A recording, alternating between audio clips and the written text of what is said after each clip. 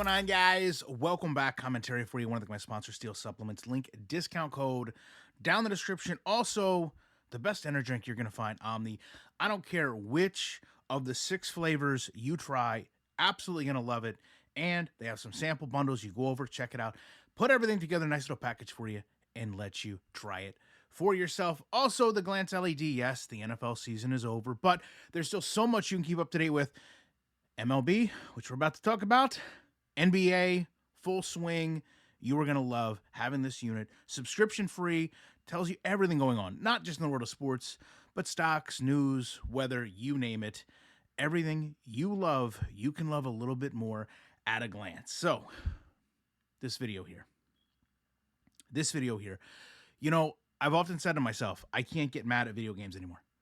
I can't get angry at games because I have the capacity through this channel to come online and essentially make my money back on most any game. If I purchase a game for $100 or $20 or $60, I can make enough content where I don't want to say I'm guaranteed, but I can pretty much make my money back. And then I watch the MLB The Show 25 trailer, and I'm close. I'm really close to being mad. What is this company doing? I mean, I really need to understand.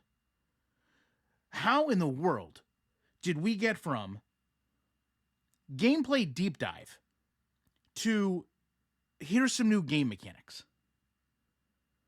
So the big change, the big lead here is guessing the side of the plate the pitch is going to be on. And a penalty if you guess wrong. Can someone please help me understand how that's different from guess the pitch in a meaningful way? Because I just don't see it being different.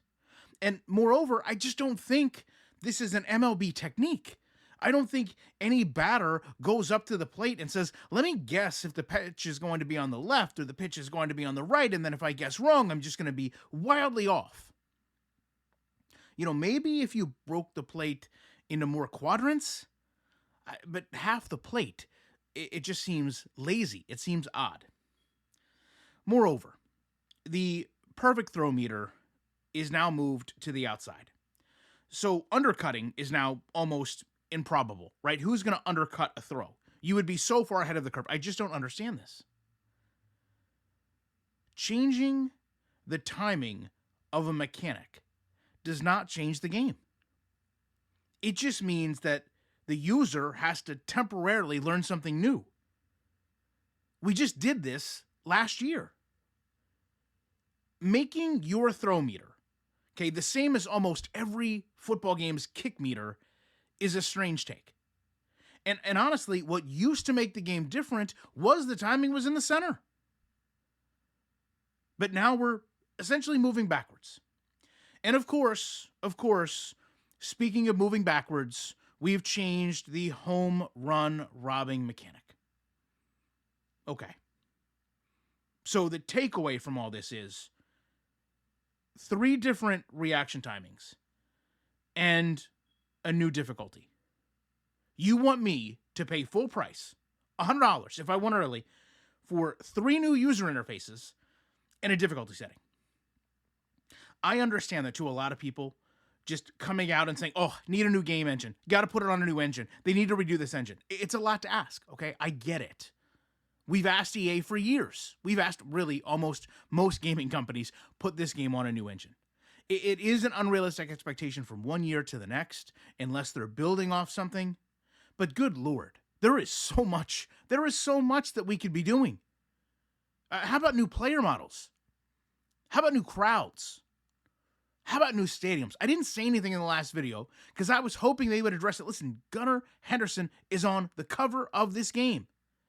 And you don't have a revamped scoreboard in Camden Yards? It's been there for months.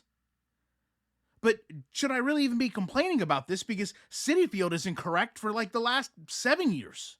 So it's almost like I have to get in line if I want to complain about my team's stadium not being correct. And of course, with all of this, we get fed that you've listened to us with this feedback? You're going to tell me that you listened to me and then show me this trailer where I can watch, and having spent a meaningful amount of time with your game, see the same player likenesses, the same swing animations, what honestly just appears to be sped up player movement on the infield to create a quote infield playing system. And of course, I know, GOAT difficulty. I mean, you can even look right down to the same umpire animations year after year after year. And what's so disheartening is this game used to be built on detail. It used to be known for paying attention to the little small things that really mattered when it came to baseball, making sure that everything was so intricate. I mean, we just went through a whole storyline of how we were going to replicate Vladimir Guerrero Jr. coming up, and all of that just seems washed away. Right? What's happening is the detail that this game used to be known for. The one thing I think that really separated it from other games is just becoming not there anymore. Because all the detail we're so used to is not actually being added. It's just the same things over and over and over. I mean, I'm going to be fair. Adding a difficulty level as a feature is insanity. I mean, that is truly something EA Sports would do. Even if you think about just changing camera angles would do so much at this point. The possibility of some more commentators, which you were building off of, would do so much. But when you just get this, right, it makes it look like a patch. Okay, and I understand. College, high school, yes. And I almost, again, hate to make these comparisons, but look, EA did this as well. You know, EA put in very short, condensed high school, very short, condensed college aspects of their game, where you literally played in a vacuum and then were thrown back out into the same game mode that was there. Why is San Diego Sports doing this to us? So you're going to truncate a high school career, a college career, into 6 games or less, and then you're just going to throw me back into the same franchise mode that I've been in for years, and you're going to expect me to think that because the beginning has changed, this is somehow all wildly different? It's just not going to happen. And the reality is, San Diego Sports is going down this very same path. Sports games have a reputation. Small changes, roster updates, full price, year in, year out. And honestly, it hurts to see a company like San Diego Studios fall into this rut, to kind of fall in this path. Because for the longest, they were the ones that weren't doing it.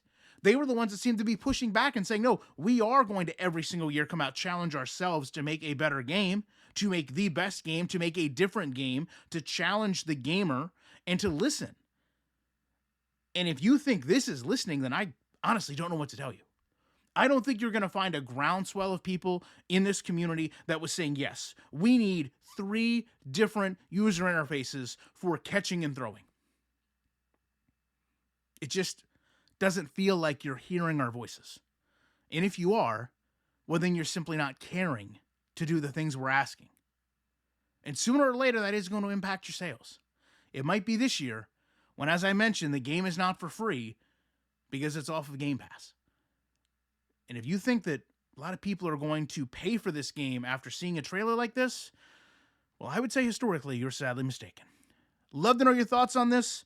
Appreciate you watching. And you know, when my favorite game is literally asking me to pay full price for a different difficulty setting, there's no way that I will not be back in a week with more commentary.